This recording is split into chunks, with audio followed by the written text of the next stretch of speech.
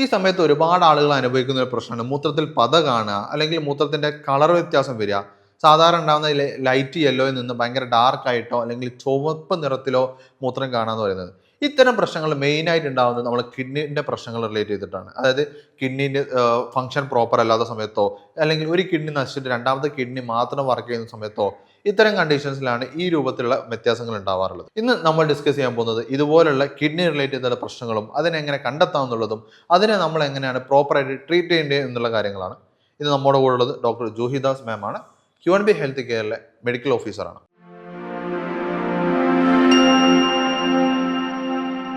മുമ്പ് നമ്മുടെ ക്ലിനിക്കിൽ വന്നിട്ടുള്ള ഒരു പേഷ്യൻ്റ് ഉണ്ടായിരുന്നു. അവർക്ക് ഉണ്ടായിരുന്ന പ്രശ്നം ഈ പറഞ്ഞ പോലെ മൂത്രത്തിൽ പത കാണുക എന്നുള്ളൊരു വിഷയമായിരുന്നു. അപ്പോൾ അവർ മറ്റൊരു ഹോസ്പിറ്റലിൽ പോയി സ്കാൻ ചെയ്തു, പല ബ്ലഡ് ടെസ്റ്റുകൾ ചെയ്തു, വേറെ ഒരുപാട് ടെസ്റ്റുകൾ ചെയ്തു. എന്നിട്ട് അവരൊക്കെ പറഞ്ഞിട്ടുണ്ടായിരുന്നു അത് കിഡ്നിൻ്റെ ഭയങ്കരമായിട്ട് എഫക്റ്റ് ചെയ്തിട്ടുണ്ട്, ഭയങ്കര പെട്ടെന്ന് ഒരു സർജറി രൂപത്തിലുള്ള ട്രീറ്റ്മെൻറ്റുകളൊക്കെ വേണം എന്നുള്ളതായിരുന്നു.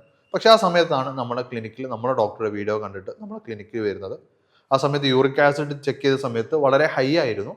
അപ്പോൾ ആ കാര്യങ്ങളൊക്കെ നമ്മൾ ഇന്ന് നമ്മുടെ ഈ വീഡിയോയിൽ ഡിസ്കസ് ചെയ്യുന്നുണ്ട്. നിങ്ങൾ അവരുടെ ഫീഡ്ബാക്ക് ഒന്ന് കേട്ടു നോക്കും. എന്തായിരുന്നു പിന്നെ നമ്മൾ ഇതിന് വരുന്നതിന്റെ മുമ്പേ ഉണ്ടായിരുന്ന ഒരു കണ്ടീഷൻ?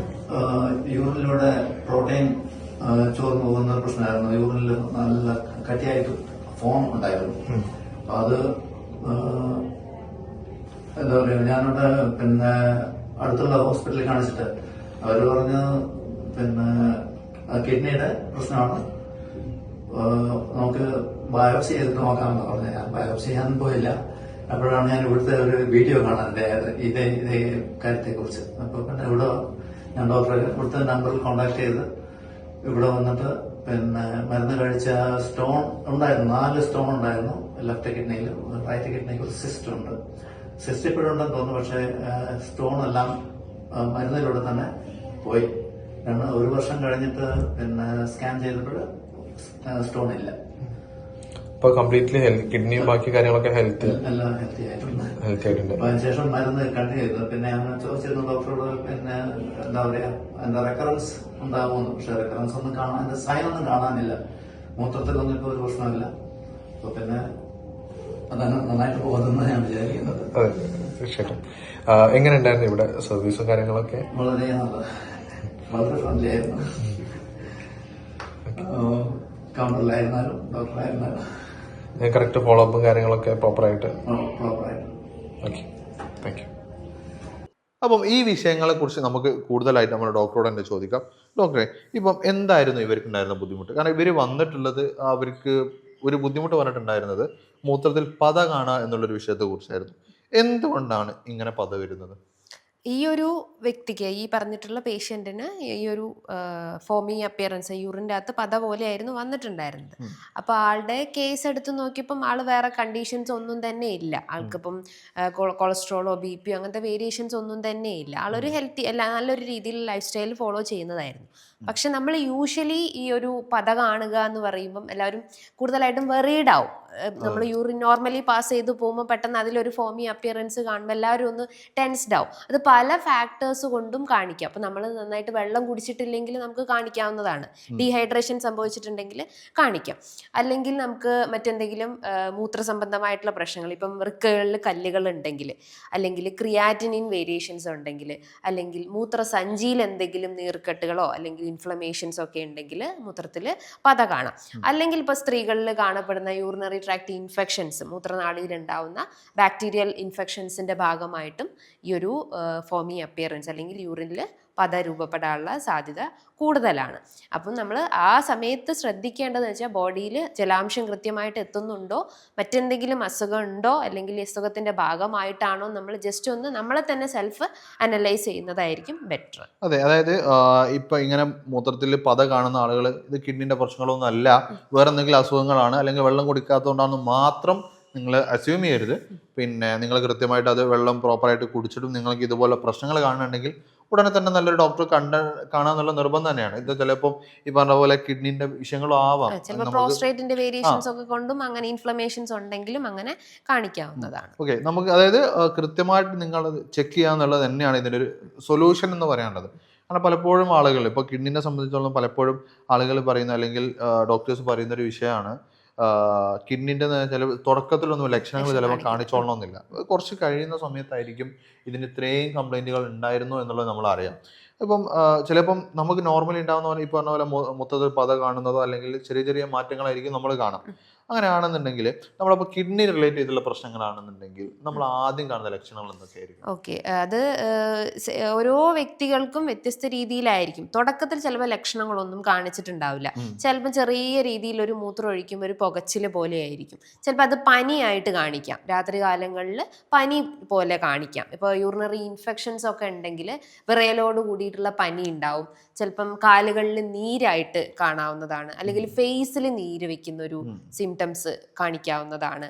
പിന്നെ കുറച്ചുകൂടി പ്രോമിനൻ്റ് ആയിട്ട് കാണിക്കും നമുക്ക് ബാക്ക് പെയിൻ, സിവിയർ ആയിട്ടുള്ള നടുവേദന ഉണ്ടാവും. അതായത് ഹോൾ റീജിയൻ, ബാക്ക് റീജിയൻ തന്നെ നല്ല വെട്ടിപ്പൊളയുന്ന പോലത്തെ വേദന ഉണ്ടാവും. നമുക്കറിയാം ഈ വൃക്കയിൽ കല്ലുകൾ കാണുക എന്ന് പറയുമ്പോൾ അതിൻ്റെ വേദന എന്ന് പറയുന്നത് ഒരു പ്രസവ വേദന കഴിഞ്ഞിട്ട് ഏറ്റവും കൂടുതൽ ഇൻറ്റൻസിറ്റി ഏറിയിട്ടുള്ളതാണ് കിഡ്നി സ്റ്റോൺ അല്ലെങ്കിൽ വൃക്കയിൽ കല്ലുകൾക്ക് ഉണ്ടാവുന്ന പെയിൻ എന്ന് പറയുന്നത്. അപ്പോൾ സിവിയർ ആയിട്ടുള്ള ബാക്ക് പെയിൻ, അതിപ്പോൾ ലെഫ്റ്റ് സൈഡ് ആവാം അല്ലെങ്കിൽ റൈറ്റ് സൈഡായിട്ട് കാണിക്കാം. ചിലപ്പോൾ ആ വേദന മുന്നിലേക്ക് ഇറങ്ങി വരാം, നമ്മുടെ നാവീൻ്റെ ഭാഗത്തേക്കൊക്കെ ആയിട്ട് വേദന ഇറങ്ങി വരാനുള്ള സാധ്യത ഉണ്ട്.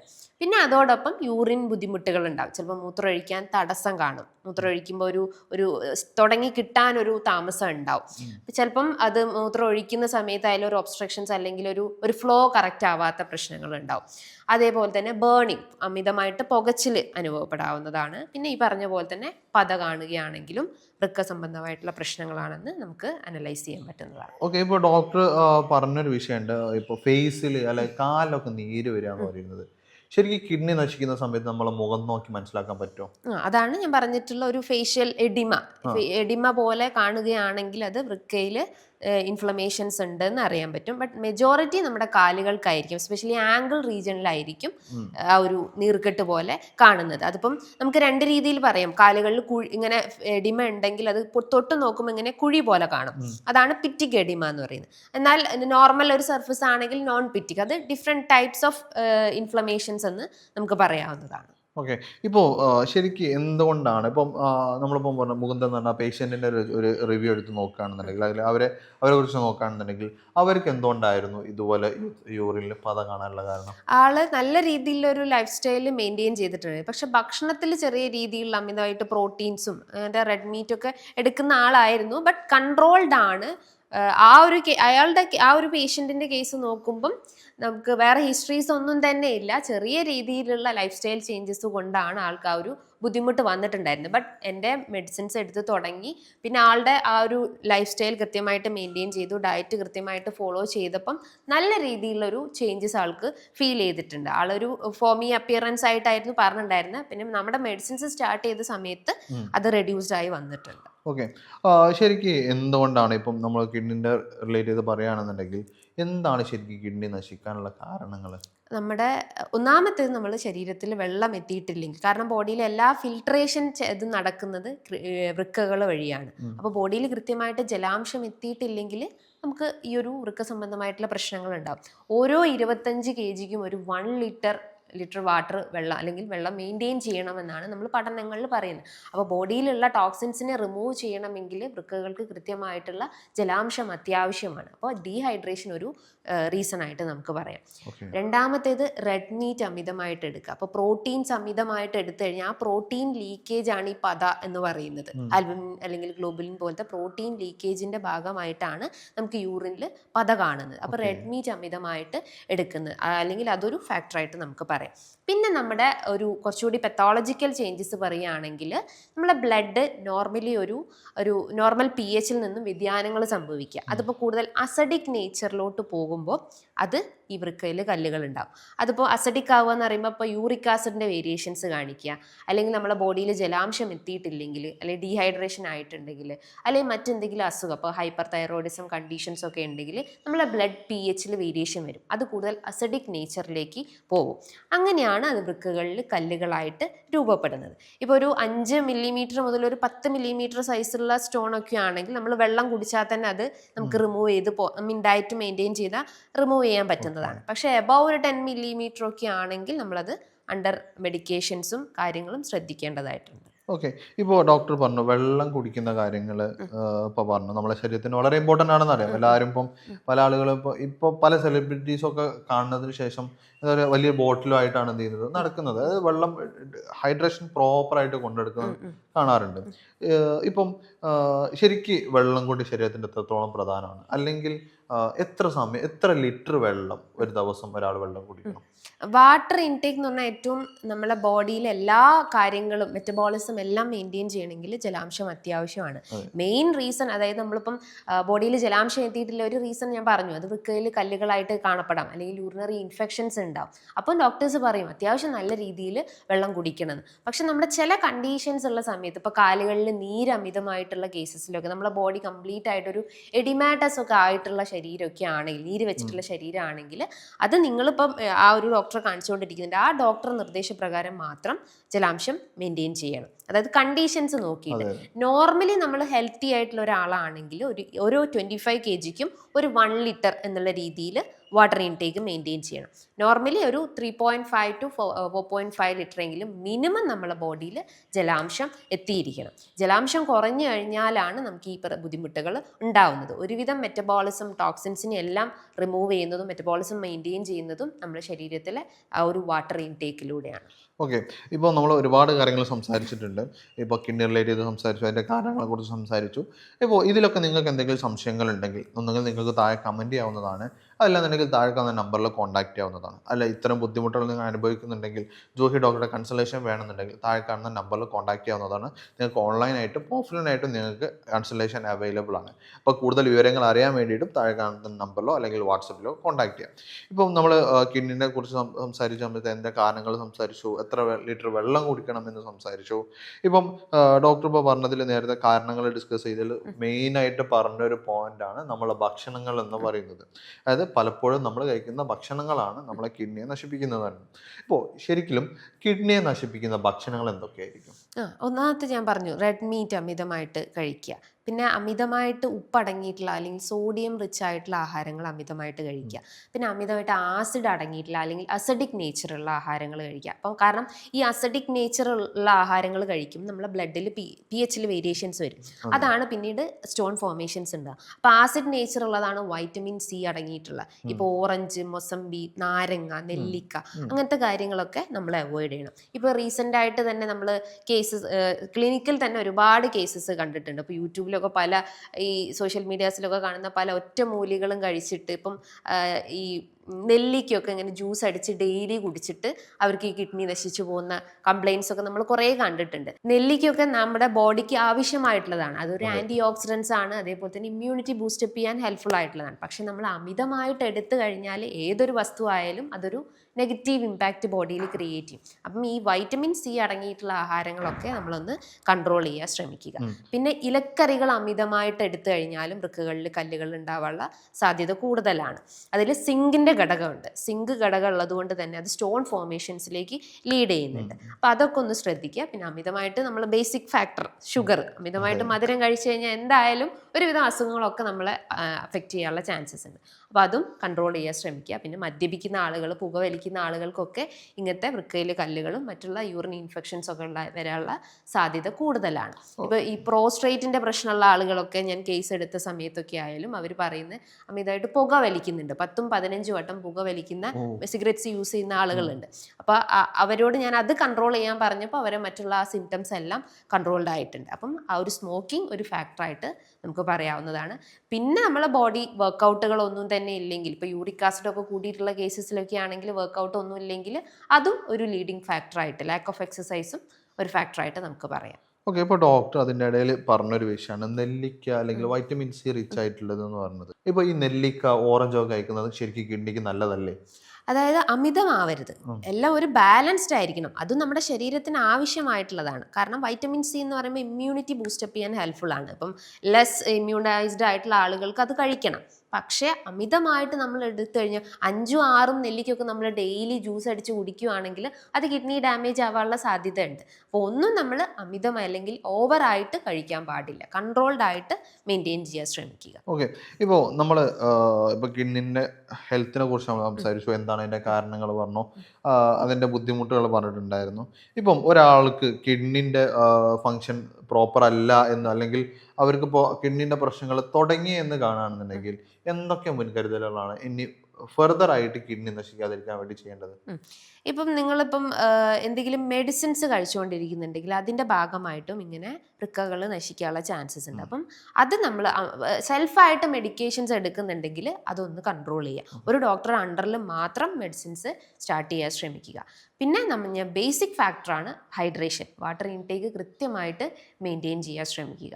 പിന്നെ ഈ ജങ്ക് ഫുഡ്, പ്രോസസ്ഡ് ഫുഡൊക്കെ ഒന്ന് കൺട്രോൾ ചെയ്യാൻ ശ്രമിക്കുക. ടൈമിങ്, അതായത് പ്രോപ്പർ ടൈമിങ്ങിൽ ഫുഡ് കഴിക്കാൻ ശ്രമിക്കുക. പിന്നെ ഈ റെഡ് മീറ്റ് ആയിട്ടുള്ള ആഹാരങ്ങൾ കംപ്ലീറ്റ് ആയിട്ട് ഒന്ന് കട്ട് ചെയ്യാൻ ശ്രമിക്കുക. അതേപോലെ തന്നെ ഈ അസിഡിക് നേച്ചറുള്ള ആഹാരങ്ങൾ കംപ്ലീറ്റ് ആയിട്ട് ഒന്ന് കുറച്ച് കൊണ്ടുവരാൻ ശ്രമിക്കുക. പിന്നെ മധുര പലഹാരങ്ങൾ, സോഡിയം റിച്ച് ആയിട്ടുള്ള ആഹാരങ്ങൾ, അധികം ഉപ്പ് ഏറിയിട്ടുള്ള ആഹാരങ്ങളൊക്കെ ഒന്ന് കൺട്രോൾ ചെയ്ത് കഴിഞ്ഞാൽ തന്നെ നമുക്ക് ഒരുവിധം ഈ ഒരു സിംറ്റംസിനെ നമുക്ക് കൺട്രോൾ ചെയ്തെടുക്കാം. പിന്നെ ഒപ്പം നമ്മൾ മെഡിക്കേഷൻസ് സ്റ്റാർട്ട് ചെയ്യണം. ഇപ്പോൾ ഡോക്ടർ മെഡിക്കേഷൻ്റെ കാര്യങ്ങൾ പറഞ്ഞ സമയത്ത് എനിക്ക് ഓർമ്മ വന്നതാണ്, ഇപ്പം മുമ്പ് ഒരാൾ പറഞ്ഞത് കേട്ടതാണ് കേട്ടോ, നിങ്ങൾ ഷുഗറിന് മരുന്ന് കഴിക്കല്ലേ, നിങ്ങൾ കിഡ്നി നശിച്ചു എന്ന് പറയുന്നത് ശരിയാണത്? ഒരുവിധം നമ്മളെ പഠനങ്ങളിലൊക്കെ പറയുന്നത് അമിതമായിട്ട് നമ്മൾ മെഡിസിൻസ് എടുത്തു കഴിഞ്ഞാൽ അത് പല ഓർഗൻ ഫെയിലിയർ ഉണ്ടാവാനുള്ള സാധ്യത കൂടുതലാണ്. അപ്പം ഒരു ഡിപ്പെൻഡാണ് ഓരോ പേഷ്യൻറ്റിനനുസരിച്ചും ഓരോ കണ്ടീഷനനുസരിച്ചും നമ്മൾ മെഡിക്കേഷൻസ് എടുക്കണം എന്ന് കരുതി നമ്മൾ അമിതമായിട്ട് എടുക്കാൻ പാടില്ല. അപ്പോൾ ഉദാഹരണം പറയുകയാണെങ്കിൽ ഇപ്പോൾ മെജോറിറ്റി ആളുകൾക്കും പ്രശ്നമാണ് വൈറ്റമിൻ ഡിൻ്റെ ഡെഫിഷ്യൻസീസ്. ഇപ്പം ഈവൺ എന്നെ നോക്കിക്കഴിഞ്ഞാലും നിനക്കായാലും ഇപ്പോൾ ഡെഫിഷ്യൻസീസ് ഉണ്ടാവാൻ ചാൻസ് ഉണ്ട്, കാരണം സൺലൈറ്റ് എക്സ്പോഷർ കുറവാണ്. പക്ഷെ നമ്മൾ അമിതമായിട്ട് ആ വൈറ്റമിൻ ഡി സപ്ലിമെൻറ്റ്സ് എടുത്തു കഴിഞ്ഞാൽ അത് കാൽഷ്യം സ്റ്റോൺ ഫോർമേഷൻസ് ലീഡ് ചെയ്യുന്നുണ്ട്. ഒരു സപ്ലിമെൻ്റ് ആണ്, നമുക്ക് ബോഡിക്ക് ആവശ്യമായിട്ടുള്ളതാണ്. പക്ഷെ അതിൻ്റെ ക്വാണ്ടിറ്റി ഇൻക്രീസ് ചെയ്ത് കഴിഞ്ഞാൽ, അമിതമായിട്ട് എടുത്തു കഴിഞ്ഞാൽ സ്റ്റോൺ ഫോർമേഷൻസ് ഉണ്ടാകാനുള്ള സാധ്യത ഉണ്ട്. അതിപ്പോൾ ഈ ഒരു വൈറ്റമിൻ ഡി മാത്രമല്ല, നമ്മൾ ഏത് മെഡിക്കേഷൻസ് കണ്ടിന്യൂസ് ആയിട്ട് ഒരു ഡോക്ടറുടെ അണ്ടറിൽ അല്ലാതെ നിങ്ങൾ എടുക്കുകയാണെങ്കിലും തീർച്ചയായിട്ടും ഈ ബുദ്ധിമുട്ടുകൾ ഉണ്ടാവാനുള്ള സാധ്യതയുണ്ട്. ഓക്കെ, അപ്പോൾ ഡോക്ടർ പറഞ്ഞത് വൈറ്റമിൻ ഡി, ഞാൻ അതിൽ ജസ്റ്റ് ഒരു ആളുകൾക്ക് അറിയാൻ വേണ്ടി ചോദിക്കുകയാണ്. കാരണം പലപ്പോഴും ആളുകൾ വൈറ്റമിൻ ഇപ്പോൾ ഡോക്ടർ പറഞ്ഞത് ശരിയാണ്, ഒട്ടുമിക്ക ആളുകളും വെയിൽ കൊള്ളുന്നില്ല. ഇപ്പം പലപ്പോഴും വൈറ്റമിൻ ഡിൻ്റെ സപ്ലിമെൻറ്റ്സ് ആണ് കാര്യങ്ങൾ എടുക്കാറുള്ളത്. കാരണം ഫുഡൊന്നും കിട്ടുന്നതല്ല, ഇപ്പോൾ വൈറ്റമിൻ എന്തായാലും സൺഷൈനെ മാത്രം കിട്ടുള്ളൂ. അപ്പം പല ആളുകളുള്ളൊരു തെറ്റിദ്ധാരണയാണ് പിന്നെ വൈറ്റമിൻ ഡി കിട്ടാൻ വേണ്ടി രാവിലെ ഇളം വെയിൽ കൊള്ളിക്കുക എന്ന് പറയുന്നത്. ശരിക്ക് വൈറ്റമിൻ ഡി കിട്ടണമെന്നുണ്ടെങ്കിൽ ഏത് സമയത്തെ വെയിലാണ് കൊള്ളേണ്ടത്? അതൊരു ഗുഡ് ക്വസ്റ്റ്യൻ ആണ്, എല്ലാവരും അറിഞ്ഞിരിക്കേണ്ട ഒരു ക്വസ്റ്റ്യൻ ആണ്. വൈറ്റമിൻ ഡി എന്ന് പറയുമ്പോൾ ബോഡിയിലെ എല്ലാ മെറ്റബോളിസം കൺട്രോൾ ചെയ്യാനും നമ്മുടെ ഹോൾ ഗ്രോത്ത് ആൻഡ് ഡെവലപ്മെൻറ്റിന് സഹായിക്കുന്നതാണ്.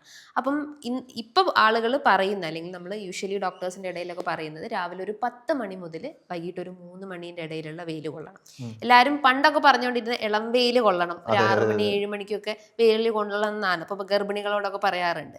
പക്ഷേ 10 മണി മുതൽ 3 മണീൻ്റെ ഇടയിലുള്ള വെയിൽ നിർബന്ധമായിട്ടും കൊള്ളണം. അതിപ്പോൾ വീട്ടമ്മമാരൊക്കെ ആണെങ്കിൽ നിങ്ങൾ പുറത്തിറങ്ങി നിങ്ങളേതായ രീതിയിലുള്ള പണികളൊക്കെ എടുത്തിട്ട് നന്നായിട്ട് സൺലൈറ്റ് എക്സ്പോഷർ മെയിൻറ്റെയിൻ ചെയ്യുക. ആ എക്സ്പോഷർ എന്ന് പറയുമ്പോൾ നമ്മൾ മെയിൻലി ഈ ബാക്ക് റീജൻസ്, കഴുത്തിൻ്റെ ഭാഗത്തേക്കൊക്കെ കൂടുതൽ എക്സ്പോഷർ കിട്ടിക്കഴിഞ്ഞാൽ അവിടെ ഉണ്ടാവുന്ന ഇൻഫ്ലമേഷൻസ്, ഇപ്പം കഴുത്ത് വേദന, നീർക്കെട്ടുകൾ ഒക്കെ റെഡ്യൂസ് ചെയ്യാൻ പറ്റുന്നതാണ്. അപ്പം ആ ഒരു ടൈമിങ് കൃത്യമായിട്ട് നമ്മൾ മെയിൻറ്റെയിൻ ചെയ്യാൻ ശ്രമിക്കുക. ഇപ്പോൾ ഡോക്ടർ വൈറ്റമിൻ ഡിൻ്റെ കുറിച്ച് പറഞ്ഞു. അപ്പോൾ അവിടെ ഒരു കാര്യം ശ്രദ്ധിക്കേണ്ട, ഞാൻ എൻ്റെതായ രൂപം പറയാണ്. ഇപ്പോൾ വെയിലുള്ളതാണ്, അപ്പോൾ 12 മണിക്കാണ് ഭയങ്കര വെയിലുള്ള സമയമാണ്, കാരണം ഇറങ്ങിയാൽ പൊള്ളുന്ന സമയം കൂടിയാണ്. അപ്പോൾ അതും കൂടെ ഒന്ന് നോക്കിയിട്ട് ഒന്ന് ശ്രദ്ധിച്ചിട്ട് വേണം കാര്യങ്ങളൊക്കെ ചെയ്യാം. എങ്കിലും ഈ പറഞ്ഞ പോലെ ഒരു 10 മണി മുതൽ 11-11:30 വരെയൊക്കെ നമുക്ക് കൊള്ളാം. അതുപോലെ 10 മിനിറ്റ് 15 മിനിറ്റ് ഒക്കെ എക്സ്പോഷർ. പിന്നെ അതുപോലെ ഈവനിങ് ആവുന്ന സമയത്ത് ഒരു 2 മണിക്ക് ശേഷം, ഒരു 1:30-2 മണിക്ക് ശേഷം വലിയ ബുദ്ധിമുട്ടില്ലാണ്ട് വെയിൽ കൊള്ളാൻ പറ്റും. അപ്പോൾ ആ കാര്യങ്ങളൊന്ന് നിങ്ങൾ എന്തായാലും ശ്രദ്ധിക്കാം. പിന്നെ ഇപ്പോൾ ഡോക്ടർ, ഇപ്പോൾ നേരത്തെ നമ്മൾ കിഡ്നി നശിക്കുന്നതിൻ്റെ കാര്യങ്ങൾ പറഞ്ഞ് ഇതിൽ തന്നെ നമ്മൾ വളരെ ഇമ്പോർട്ടൻ്റ് ആയിട്ട് ഡിസ്കസ് ചെയ്യേണ്ട ഒരു കാര്യമാണ് ക്രിയാറ്റിനിൻ എന്ന് പറഞ്ഞിട്ടുള്ളത്. കാരണം ഒട്ടുമിക്ക ആളുകളും ഇപ്പോൾ കിഡ്നിൻ്റെ ബുദ്ധിമുട്ടുകൾ വരുന്ന സമയത്ത് മനസ്സിലാവുന്നത് ക്രിയാറ്റിൻ്റെ പ്രശ്നങ്ങളാണ് ഇതിന് കാരണമാവുന്നത് എന്നുള്ളതാണ്. അതിനെക്കുറിച്ച് ഒരുപാട് ഡിസ്കസ് ചെയ്യേണ്ട കാര്യങ്ങൾ തന്നെയുണ്ട്. കാരണം പല ആളുകളും ഇപ്പോൾ ക്രിയാറ്റിൻ്റെ സപ്ലിമെൻറ്റ്സ് എടുക്കുന്ന ഒരുപാട് ആളുകളുണ്ട്, പ്രത്യേകിച്ച് ജിമ്മിൽ പോകുന്ന ആളുകൾ കാര്യങ്ങളൊക്കെ. അപ്പോൾ അവർക്കൊക്കെ ഒരുപാട് ക്രിയാറ്റിനെ കുറിച്ച് ഒരുപാട് മിസ്കൺസെപ്ഷനും ഉണ്ട്. ശരിക്കും ശരീരത്തിൽ ക്രിയാറ്റിൻ കൂടുന്നത് എന്തുകൊണ്ടാണ്? അതായത് creatinine means it's a waste product. Kidney പുറന്തള്ളപ്പെടുന്ന ഒരു വേസ്റ്റ് പ്രൊഡക്റ്റാണ്. ഒരു പ്രോട്ടീൻ നമ്മുടെ ശരീരത്തിലെ മസിൽസിനും കോശങ്ങൾക്കും എല്ലാത്തിനും പ്രോട്ടീൻസ് അത്യാവശ്യമാണ്. അത് നമ്മളൊരു ഹോൾ കലോറി നോക്കി കഴിയുമ്പം ഒരു 30% നമുക്ക് പ്രോട്ടീൻസ് അത്യാവശ്യമാണ് ബോഡിക്ക്. പക്ഷെ നമ്മൾ അമിതമായിട്ട് പ്രോട്ടീൻസ് എടുത്തു കഴിഞ്ഞാൽ പ്രോട്ടീൻ്റെ മെറ്റബോളിസം ഇൻക്രീസ് ആവുന്നു, അല്ലെങ്കിൽ പ്രോട്ടീൻ വിഘടിച്ചുണ്ടാവുന്നു. അങ്ങനെ ഉണ്ടാകുന്ന പ്രോട്ടീൻ വിഘടിച്ചുണ്ടാകുന്ന ഒരു വേസ്റ്റ് പ്രൊഡക്റ്റാണ് ക്രിയാറ്റിനിൻ എന്ന് പറയുന്നത്. അത് ബോഡിയിൽ ഇൻക്രീസ് ആയി കഴിഞ്ഞാലാണ് നമുക്ക് കിഡ്നി തകരാറിലാവുകയും പല സിംറ്റംസും നോട്ടീസ് ചെയ്യുന്നത്. ഇപ്പോൾ വൃക്കകളിൽ അല്ലെങ്കിൽ വൃക്ക സംബന്ധമായിട്ടുള്ള അല്ലെങ്കിൽ ക്രിയാറ്റിനിൻ സംബന്ധമായിട്ടുള്ള പ്രശ്നങ്ങൾ എന്ന് പറയുമ്പം ഇപ്പോൾ ചില ആളുകൾക്ക് ഓക്കാനാവാം, അല്ലെങ്കിൽ ഒരു ഛർദി പോലെ കാണിക്കാം, അല്ലെങ്കിൽ കാലുകൾക്ക് നീരായിട്ട് കാണിക്കാം, അല്ലെങ്കിൽ ഒരു പത പോലെയൊക്കെ ആയിരിക്കും സിംറ്റംസ് കാണിക്കുന്നുണ്ടാവും. അപ്പോൾ നമ്മൾ എന്തെങ്കിലും സിംറ്റംസ് ഒക്കെ കാണിക്കുന്നുണ്ടെങ്കിൽ നിർബന്ധമായിട്ടും നിങ്ങളൊരു ബേസിക് സെറം ക്രിയാറ്റിൻ ലെവൽ ഒന്ന് ചെക്ക് ചെയ്യേണ്ടതാണ്. കാരണം നമ്മളത് ഇൻക്രീസ്ഡ് ആയി കഴിഞ്ഞ് കഴിഞ്ഞാൽ നമ്മുടെ കയ്യിൽ ഒതുങ്ങത്തില്ല. പിന്നെ നമ്മൾ കംപ്ലീറ്റ് ആയിട്ടുള്ള ഒരു ബാലൻസ്ഡ് ഡയറ്റ് നമ്മൾ കൊണ്ടുപോയാലുള്ള അത് കൺട്രോൾ ചെയ്ത് വരാൻ പറ്റത്തുള്ളൂ. അപ്പോൾ കൃത്യമായിട്ടുള്ളൊരു ഡയറ്റ് പ്ലാൻ അതിന് ഫോക്കസ് ചെയ്യാൻ ശ്രമിക്കുക. ഇപ്പോൾ ക്രിയാറ്റിൻ്റെ വിഷയങ്ങൾ ഡോക്ടർ പറഞ്ഞു. ശരിക്കും ശരീരത്തിൽ ക്രിയാറ്റിൻ കൂടുന്ന ഭക്ഷണങ്ങൾ എന്തൊക്കെയാണ്? മെയിൻ ഞാൻ പറഞ്ഞിട്ടുള്ള red meat, pork, beef, mutton. കാരണം അത് പ്രോട്ടീൻ മെയിൻ ഘടകമാണ്. അപ്പോൾ പ്രോട്ടീൻ അമിതമായിട്ട് എടുത്തു കഴിഞ്ഞാൽ ക്രിയാറ്റിൻ വേരിയേഷൻസ് ഉണ്ടാവും. പിന്നെ നമ്മൾ ഇലക്കറികൾ അത്യാവശ്യം അമിതമായിട്ട് കഴിച്ചു കഴിഞ്ഞാലും ഈ വേരിയേഷൻ, സിങ്ക് ഘടകം ഉള്ളതുകൊണ്ട് അത് ക്രിയാറ്റിൻ വേരിയേഷൻസ് ഉണ്ടാവും. പിന്നെ നമ്മൾ ഈ അസിഡിക് നേച്ചറുള്ള ആഹാരങ്ങൾ കഴിക്കുക. അപ്പം പുളിപ്പുള്ള ആഹാരങ്ങളൊക്കെ കഴിക്കുമ്പോൾ ബുദ്ധിമുട്ടുണ്ടാവും. അതിലിപ്പോൾ തൈര്, മോരൊക്കെ കഴിക്കുകയാണെങ്കിലും വേരിയേഷൻസ് കാണിക്കാനുള്ള ചാൻസസ് കൂടുതലാണ്. പിന്നെ ബേസിക് ആയിട്ടുള്ള ഷുഗർ, പ്രോസസ്ഡ് ആയിട്ടുള്ള ആഹാരങ്ങളൊക്കെ അമിതമായിട്ട് എടുത്തു കഴിഞ്ഞാലും വേരിയേഷൻസ് ഉണ്ടാവും. ഓക്കെ. ഇപ്പോൾ നമ്മൾ കിഡ്നിൻ്റെ ഒരുപാട് വിഷയങ്ങൾ സംസാരിച്ചിട്ടുണ്ട്. അതായത് കിഡ്നി നശിപ്പിക്കുന്ന കാര്യങ്ങൾ, ശ്രദ്ധിക്കേണ്ട കാര്യങ്ങളൊക്കെ പറഞ്ഞു. ഇപ്പോൾ കിഡ്നി ഇപ്പോൾ പ്രശ്നങ്ങളൊന്നുമില്ല, പക്ഷേ കിഡ്നിൻ്റെ ഹെൽത്ത് കുറച്ചുകൂടി ഒന്ന് കൂട്ടണമെന്നുണ്ടെങ്കിൽ നമ്മൾ കിഡ്നിൻ്റെ ഹെൽത്ത് കൂട്ടാൻ വേണ്ടി കഴിക്കേണ്ട ഭക്ഷണങ്ങൾ എന്തൊക്കെയായിരിക്കും? അതിൽ നമുക്കിപ്പോൾ റൈസ്, മെയിൻലി റൈസിൻ്റെ എല്ലാവരും ബേസിക് ആയിട്ട് കഴിക്കുന്ന ഒന്നാണ് റൈസ്. അതിൽ നമുക്ക് ഹോൾ ഗ്രെയിൻസ് ആയിട്ട് എടുക്കാം. വൈറ്റ് റൈസ് റീപ്ലേസ് ചെയ്തിട്ട് ഹോൾ ഗ്രെയിൻസ് കഴിക്കാവുന്നതാണ്. പിന്നെ അത്യാവശ്യം പച്ചക്കറികളും അതേപോലെ തന്നെ പഴവർഗ്ഗങ്ങളും കഴിക്കാം. അത് ഫൈബർ റിച്ച് ആയിട്ടുള്ള പഴവർഗ്ഗങ്ങൾ കഴിക്കാൻ ശ്രമിക്കുക. അതിപ്പോൾ പേരക്ക, ആപ്പിള്, അതേപോലെ തന്നെ പൈനാപ്പിള്, പൊമോഗ്രാനൈറ്റ്. അപ്പം HB വേരിയേഷൻസ് ഒക്കെ ഉണ്ടെങ്കിൽ പൊമോഗ്രാനൈറ്റൊക്കെ നമുക്ക് ഭക്ഷണത്തിൽ ഉൾപ്പെടുത്താവുന്നതാണ്. ഇപ്പം കിഴങ്ങ് വർഗ്ഗങ്ങളിലൊക്കെ നമുക്ക് സ്വീറ്റ് പൊട്ടാറ്റോ ഒക്കെ കഴിക്കാവുന്നതാണ്. പക്ഷേ മറ്റുള്ള ഈ കപ്പ, കാച്ചിൽ, ചേന, ചേമ്പ് അതൊക്കെ ഒന്ന് കൺട്രോൾ ചെയ്യാൻ ശ്രമിക്കുക. പിന്നെ നമുക്ക് അത്യാവശ്യം ബോഡിയിൽ ഹൈഡ്രേഷൻ മെയിൻറ്റെയിൻ ചെയ്യാൻ മിനിമം ഒരു 1.5 ലിറ്റർ മുതൽ അല്ലെങ്കിൽ 3.5 ലിറ്റർ വരെയെങ്കിലും വെള്ളം കുടിക്കാൻ ശ്രമിക്കുക. ഓക്കെ. ഇപ്പോൾ ഡോക്ടർ ഒരുപാട് വിഷയങ്ങൾ കിഡ്നിയെ കുറിച്ച് നമുക്ക് പറഞ്ഞു തന്നിട്ടുണ്ട്. അതായത് ആളുകൾക്ക് സിമ്പിളായിട്ട് മനസ്സിലാവുന്ന രൂപത്തിൽ, നിങ്ങൾക്ക് കറക്റ്റായിട്ട് നിങ്ങൾക്ക് മനസ്സിലാവുന്ന രൂപത്തിലേക്ക് ഡോക്ടർ നമുക്ക് എക്സ്പ്ലെയിൻ ചെയ്ത് തന്നിട്ടുണ്ട്.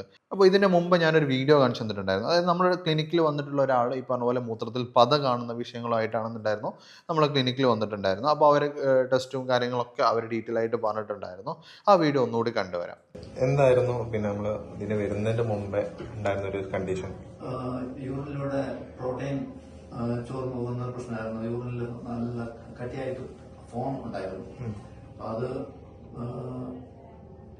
എന്താ പറയുക, ഞാനിവിടെ പിന്നെ അടുത്തുള്ള ഹോസ്പിറ്റലിൽ കാണിച്ചിട്ട് അവർ പറഞ്ഞ് പിന്നെ കിഡ്നിയുടെ പ്രശ്നമാണ്, നമുക്ക് ബയോപ്സി ചെയ്തിട്ട് നോക്കാമെന്ന് പറഞ്ഞു. ഞാൻ ബയോപ്സി ചെയ്യാൻ പോയില്ല.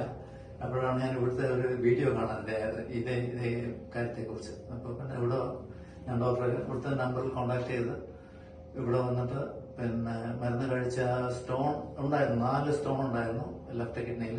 റൈറ്റ് കിഡ്നിയിൽ ഒരു സിസ്റ്റ് ഉണ്ട്. സിസ്റ്റ് ഇപ്പോഴും ഉണ്ടെന്ന് തോന്നുന്നു, പക്ഷേ സ്റ്റോൺ എല്ലാം മരുന്നിലൂടെ തന്നെ പോയി. 1 വർഷം കഴിഞ്ഞിട്ട് പിന്നെ സ്കാൻ ചെയ്തപ്പോൾ സ്റ്റോൺ ഇല്ല. ഇപ്പൊ കംപ്ലീറ്റ്ലി കിഡ്നിയും ബാക്കി കാര്യങ്ങളൊക്കെ ഹെൽത്തി ആയിട്ടുണ്ട്. ആയിട്ടുണ്ട്. അതിനുശേഷം മരുന്ന് കണ്ടിന്യൂ ചെയ്തു. പിന്നെ ഞാൻ ചോദിച്ചിരുന്നു ഡോക്ടറോട്, പിന്നെ എന്താ പറയാ, എന്താ റെക്കറൻസ് ഉണ്ടാകുമെന്ന്. പക്ഷെ റെക്കറൻസ് ഒന്നും കാണാൻ, സൈൻ ഒന്നും കാണാനില്ല. മൂത്രത്തിലൊന്നും ഇപ്പൊ ഒരു പ്രശ്നമില്ല. അപ്പൊ പിന്നെ അതാണ് നന്നായിട്ട് പോകുന്നത് ഞാൻ വിചാരിക്കുന്നത്. അതെ, തീർച്ചയായിട്ടും.